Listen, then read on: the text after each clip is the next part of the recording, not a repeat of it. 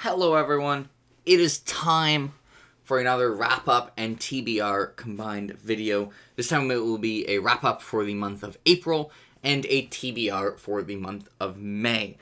And so April was not a super fast month for reading because it was pretty busy for school. And there was kind of a lot of 4-star books. It was really largely a 4-star month, except for the last book I read, a reread, and one other that was 3 stars. I think at the beginning of the year, I felt like I was throwing around 9 out of 10s like crazy. And I feel like this is more just a revert to the mean, not meme, in that I felt like it was a disproportionate amount of 5 stars. I was kind of getting lucky in how many books I was really loving I was finding.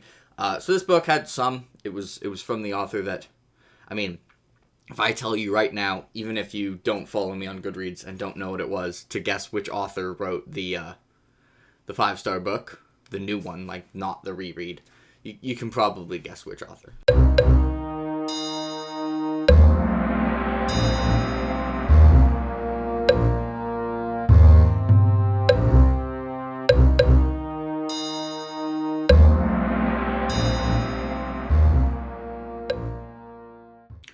And so I'm going to continue... Oh, my cat just entered the room. I'm going to continue to just accidentally alternate between going in chronological order and going from least favorite to favorite. And this time I've remembered to go least favorite to favorite, which is the format I prefer. I just forget to do it all the time. But first I'm going to talk about, like... I didn't finish Hunger of the Gods. I'm reading Hunger of the Gods right now. I'm this far in. So just over 2/3. I hope to finish it today. So I'm kind of unfortunate that this is going to be part of... May. So May was supposed to be the month of standalones, which the TBR I've already recorded the TBR bit, which is why I have a haircut in this, and I'm not gonna have a haircut in that. So that'll be interesting.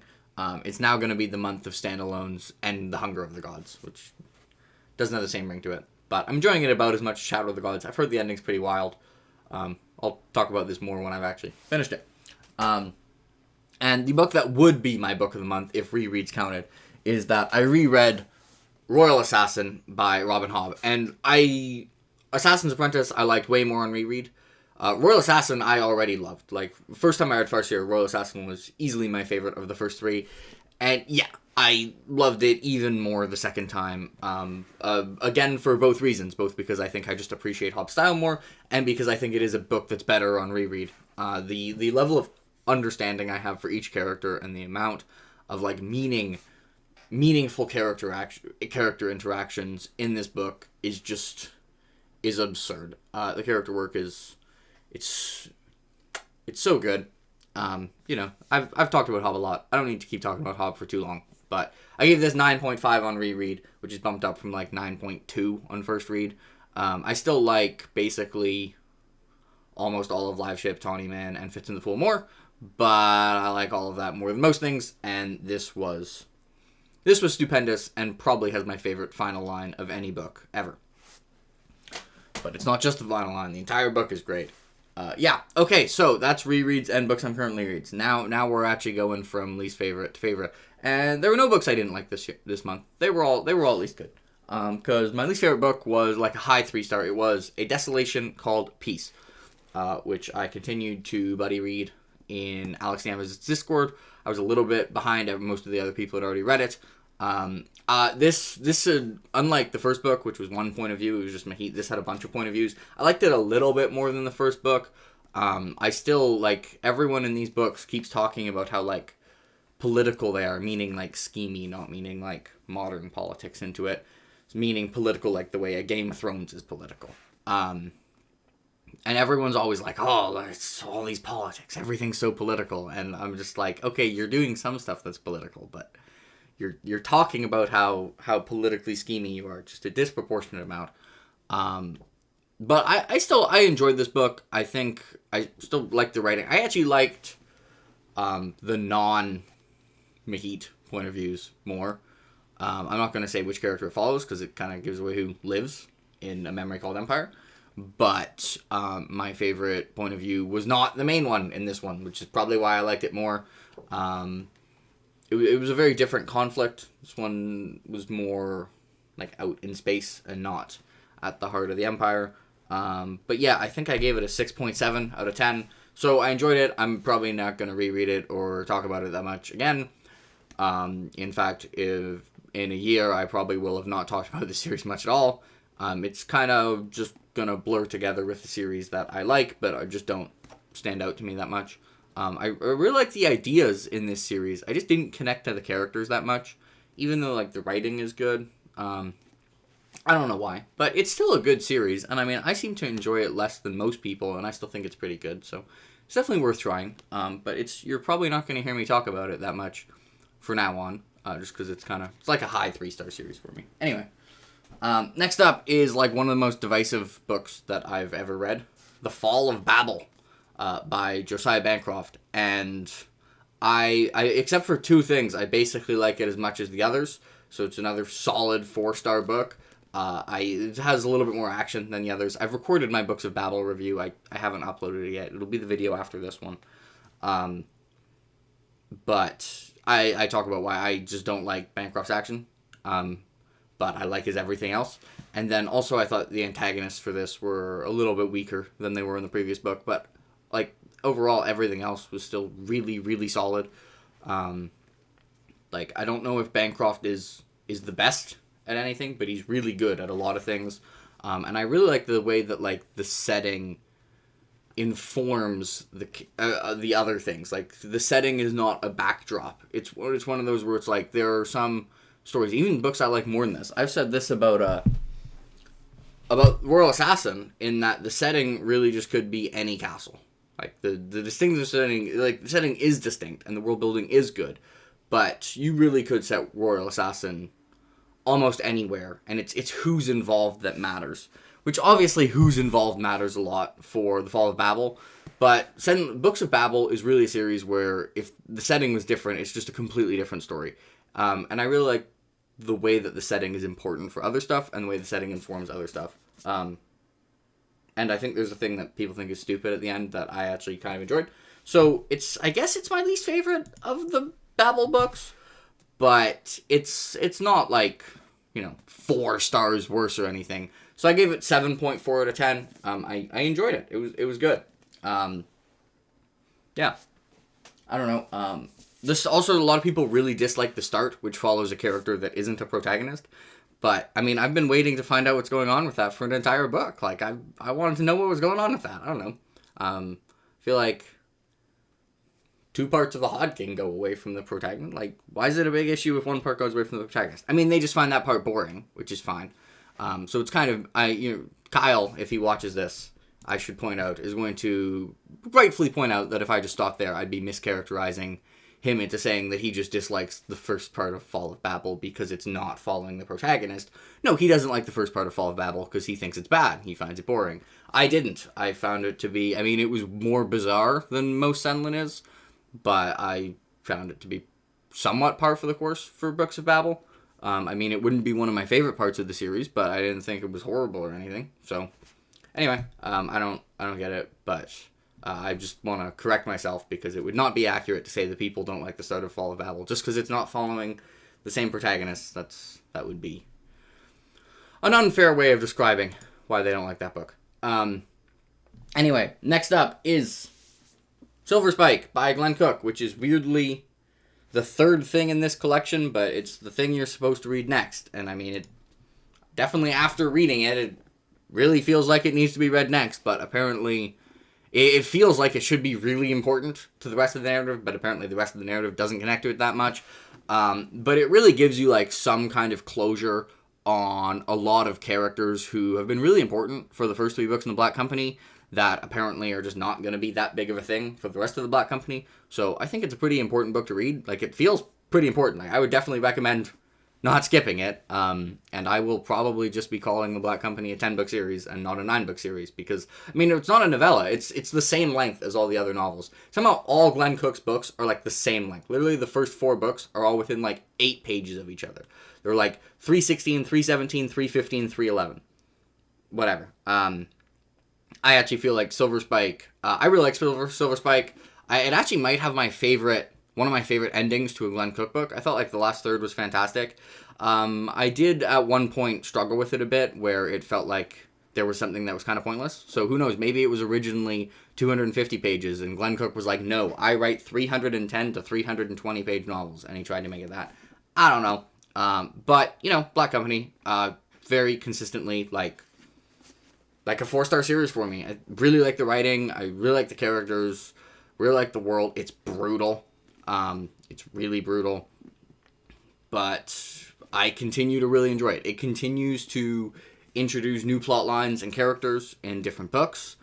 Much less than Erikson does, but you can see a lot of where Erikson got kind of his inspiration from this series. And I continue to enjoy them, and it continues to have characters who have been around the entire time, who I continue to really enjoy. Would definitely recommend reading Silver Spike and not skipping it. I gave it an 8.1 out of 10. I really like, especially the last third. I remember I was trying to finish the book somewhat quickly, and I saying like, okay, it helps that entire last third was like phenomenal.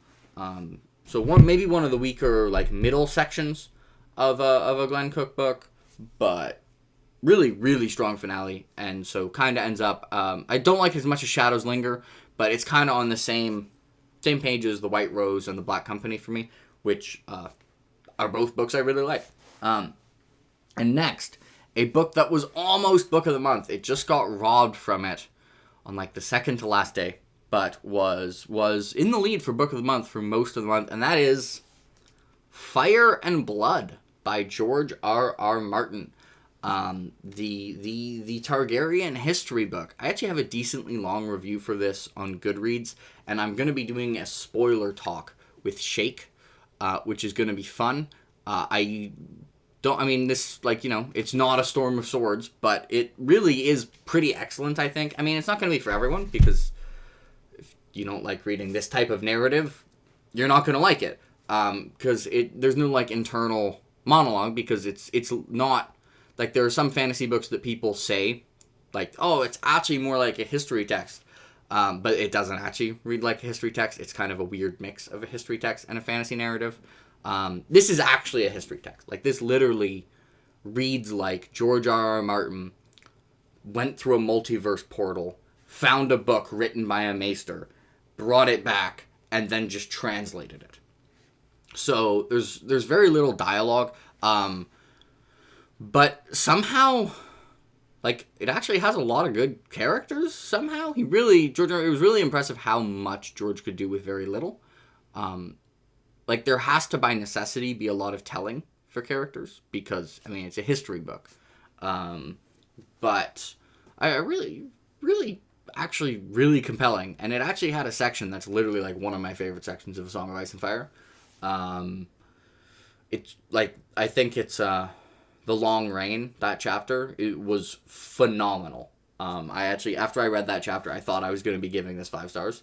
I didn't actually like the dance as much as I did the more peaceful times, ironically. It sounds like it should be more exciting, but there's just so many characters in it that some might become hard to keep track of because, I mean, no dialogue. So I think that part is actually going to be better in TV form than book form, because it really will give them the opportunity to flesh out the really massive cast of characters. And man, if you guys thought Game of Thrones killed characters, wait until you get George in history writing mode. There's gonna be some pretty. I'm gonna enjoy watching other people watch House of the Dragon. Let's put it that way. And so I think I give this 8.4. I forgot to give it a rating on my spreadsheet. Whatever. I'm pretty sure I gave it 8.4. If that's the wrong rating, editing me will put it here. But it will be around. It was 8 point something.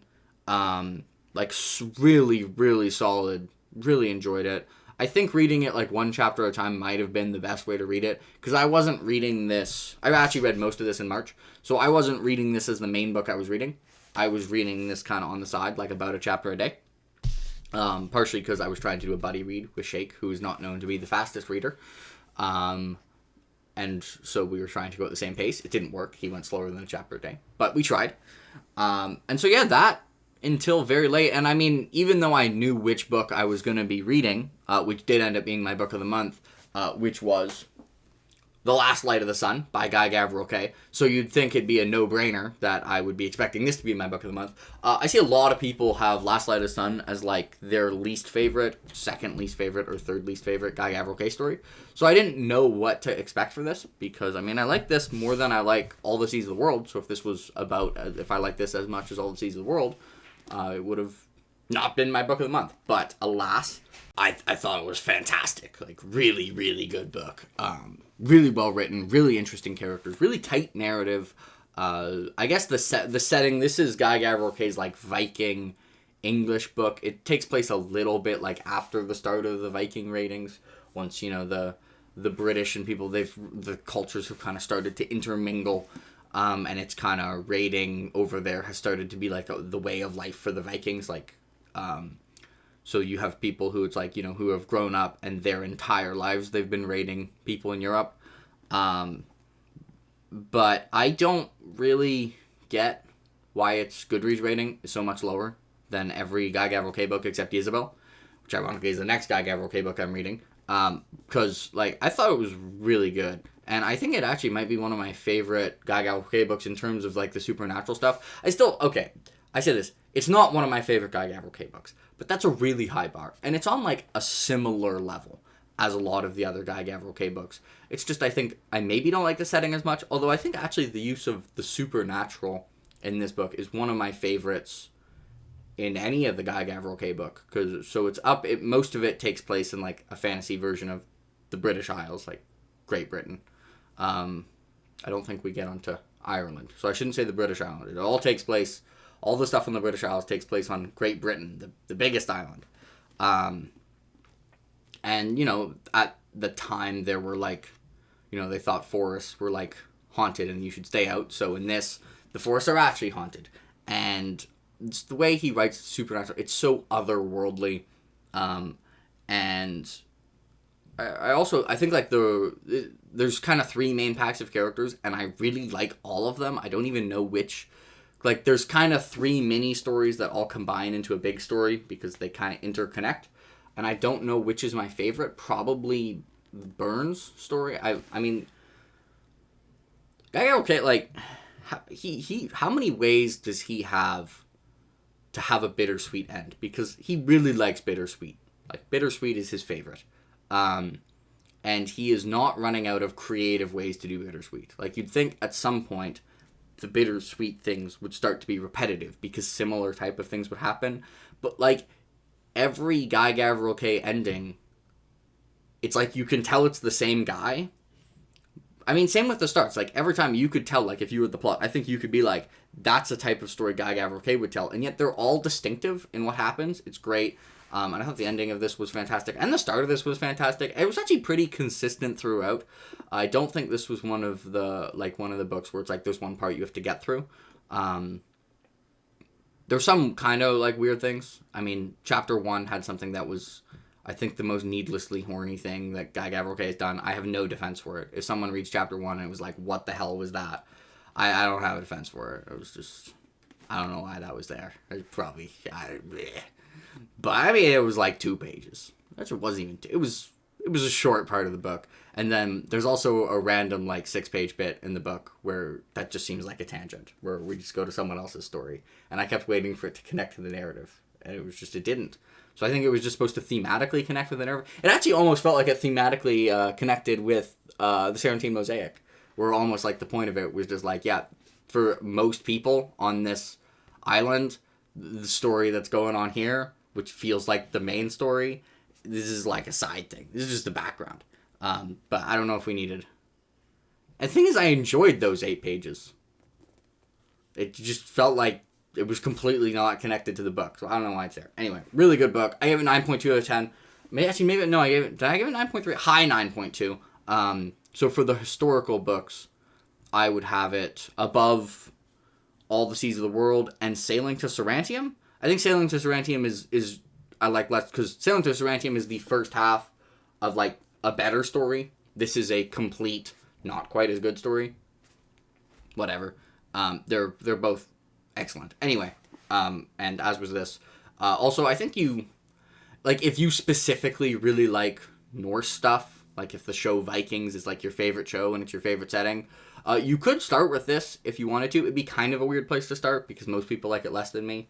But I mean, I think it's pretty fantastic. The writing is fantastic. It's just as far as I'm concerned, the writing is as good as it ever is. Really fantastic characters. I don't know. I don't get why this book has a below 4 rating, and for most Guy Gavriel K rankings I see, it's almost always near the bottom. I really don't get it. I don't know. It was fantastic. Anyway, now we're gonna move on to the TBR part of me, and I'm gonna be very optimistic and wonder whether I had time to finish Hunger of the Gods. Yeah, Jake, when you recorded that, you had 2 days left. You had worked both those days in April, and you had like 400 pages to go. No, Jake, you didn't finish Hunger of the Gods. I tried, but trying was step 1 to failing. Anyways, so you're gonna talk to TBR me, who's gonna have much longer hair. Have fun. Hello, everyone. It is May TBR time, although I think I'm recording this as the TBR because it's still April. But I think I'm going to combine this with my April wrap-up, so you'll probably see me with a haircut and a different shirt in the same video as this, recording the April wrap-up. So you've probably already watched all of that, so I don't need to have a pre-intro bit, right? Right. Anyways, so May is going to be the month of standalones, assuming, well, it might not, I might cheat a little bit, because I might finish The Hunger of the Gods in April. You'll know whether I succeeded at that based on, well, whether you've already seen me talk about The Hunger of the Gods in this video. So if not, then I'm going to finish Hunger of the Gods. So yeah, I'll want to finish this. Great cover, by the way. Unfortunately, it did come from Book Depository with a slight rip in the dust jacket, which is unfortunate. One thing that does annoy me about Orbit hardcovers is they don't stay open. They just close. But I have Shadow of the Gods, so I wanted to get this. I'm going to probably try and be avoiding Orbit hardcovers. It's the same issue I have with the Green Bone Illumicrate editions, which are just Orbit hardcovers, but, like, edited. So I'm not a huge fan of Orbit hardcovers, which is weird, because I think Orbit has really nice paperbacks. But their hardcovers, like, the binding just isn't as good as Tor hardcovers. Like, if I grab Oathbringer, for example, it stays open, right? And it's just so much more pleasant to read when the book is on top of something like a desk than an Orbit hardcover. But anyway, aside from maybe that book and Shadow of the Gods, it's going to be all standalones. And I believe the first standalone I'll be reading is The Last Unicorn, which I was hoping would be what we were reading for the bookshelf, but it was too hard to get hold of. But I'm still reading it anyways. Super short book, Patrick Rothfuss's favorite book of all time. If you were on Daniel Green's Discord, you may know one of the admins, Azuf. This is, I think, his favorite book ever. A while ago, I was like, hey, Zoof, we like similar books. What books would you recommend? And one of them was his, and it got put on my want to read and has been slowly moving up. I read, like, the first page of this, because I tend to read the first page of books when I get them, and the first page shows really good. So I'm expecting this to probably make me cry and be pretty good. It might actually be, I mean, I'm probably reading it first, because it's, like, maybe the book of all these standalones I'm the most excited for. So yeah, Last Unicorn by Peter S. Beagle. Really excited for this. By the way, I'm doing this month of standalones because for my top 10 list, I don't want to do top 10 series because it'll just almost be the same as my top 10 series from last year. Just add Sun Eater and the Serentine Mosaic. So I'm going to do top favorite standalones, but I haven't read enough standalones. So May is all standalones. So we'll see how many of these make it on the top list, and you'll know how successful a month it is. Anyway, next book I own twice, and I don't know which version I'm actually going to read, is Jezebel by Guy Gavriel Kay. This is apparently his worst book, according to a lot of people. Some people like Fiona of Our less. Some people like Last Light of the Sun less, but I'm reading Last Light of the Sun right now. And I mean, assuming the part 3 didn't crap the bed, in this video I've already talked about Last Light of the Sun and how it rules and is fantastic. And I don't get why people don't like it as much. So we'll see if that happens with Jezebel, which seems to be most people's least favorite Guy Gavriel Kay book. But, I don't know, Last Light of the Sun was supposed to be one of the worst Guy Gavriel Kay books as well, and it was... At least the first 2 parts have been pretty damn excellent. Anyway, so yeah, that's my Guy Gavriel Kay book. It's probably like one of the only Guy Gavriel Kay books where if I have the month of standalones, that the Guy Gavriel Kay book isn't the favorite to be the book of the month. But anyways, then American Gods by Neil Gaiman. I have this. This is the larger version. That's like 800 pages. This is really the only really long book I'll be reading in May. I've never read any Neil Gaiman. Don't know that much about Neil Gaiman. I mean, I know relatively what books he's read, obviously, because he's an extremely successful author. And I mean, I know it's about, it has Odin. His book is like, you know, gods in America, presumably. I don't know. So, never read the author. Don't really know what to expect. We'll see how it goes. I know some people I know have given this 5 stars, but not universal praise from the people who tend to like the same books as me. And then the book we are doing for University Book Club, which is a standalone, which worked out well this month because I didn't have to break the rules. I may end up breaking the rules to join Alan's read-along. I might.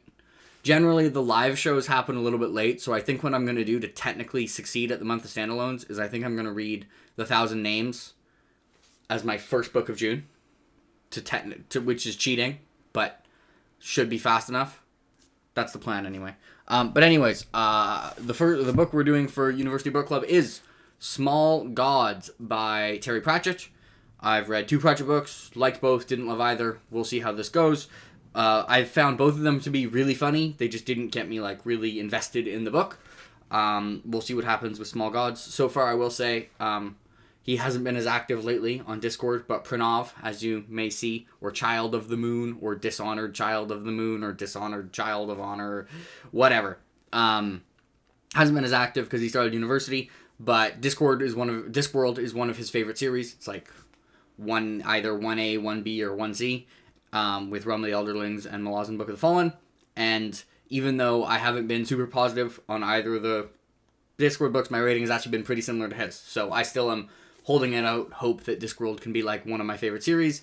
This would be the first one that it would be slightly concerning if this is like a 7 point something, but I'm pretty excited for this. It's lots of people's favorite Discworld book. We'll see how it goes. Alright, next we have, don't fall stack of books.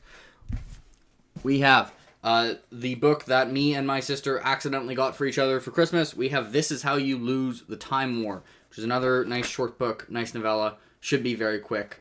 I know this is supposed to be a really creative idea. I'm going in blind. I mean, I don't like reading the back covers of books. I've been traumatized by The Golden Fool by Robin Hobb, which for those of you who haven't read The Golden Fool, don't read the back cover even when you're 3/4 of the way done Golden Fool, because the back cover of Golden Fool spoils something like 400 pages into The Golden Fool. And I read it on like page 350 thinking, oh, it'll be fine. And that's since traumatized me, and now I don't tend to read back covers. So I'm going in blind for this. I have no idea what it's about, other than there's time travel and I think some kind of romance, but we'll see. No idea what to expect for this. No idea how much I'm going to like it. And then, more on the idea of making moderators in Daniel's Discord happy. We have The Invisible Life of Addie LaRue by V.E. Schwab. I've only read one V.E. Schwab book before, which was Vicious, like, I don't know, a long time ago. Let me quickly check when Vicious came out. It came out in 2013. I think I probably read it in like 24. I read it a long time ago, like 7 years ago or something. Liked Vicious. We'll see how I like Addie LaRue. Should be interesting. Got this nice edition that cost the same as the normal edition did in the bookstore, and it stays open and actually has a sewn binding, and it's like ribbon bookmark, and it's really quite nice. Looks pretty nice as well under the jacket. Yeah. Got like things inside the paper. So yeah, really nice edition. We'll see how I like the book. And then I'm pretty confident I'm going to read all the books that I've mentioned so far. The next 2 are ones I'm not 100% sure I'm going to get to, but I hope I do. Depends how the reading month goes. But next will be a classic-ish. The Princess Bride by William Goldman. I've obviously seen the movie a number of times. I would like to read the book, just because, you know, I mean, it's one of my favorite adaptation movies, and I feel weird saying it's one without not having read the book. This is also why I need to read The Shawshank Redemption. But yeah, gonna read this. Hopefully it's fun. Yeah.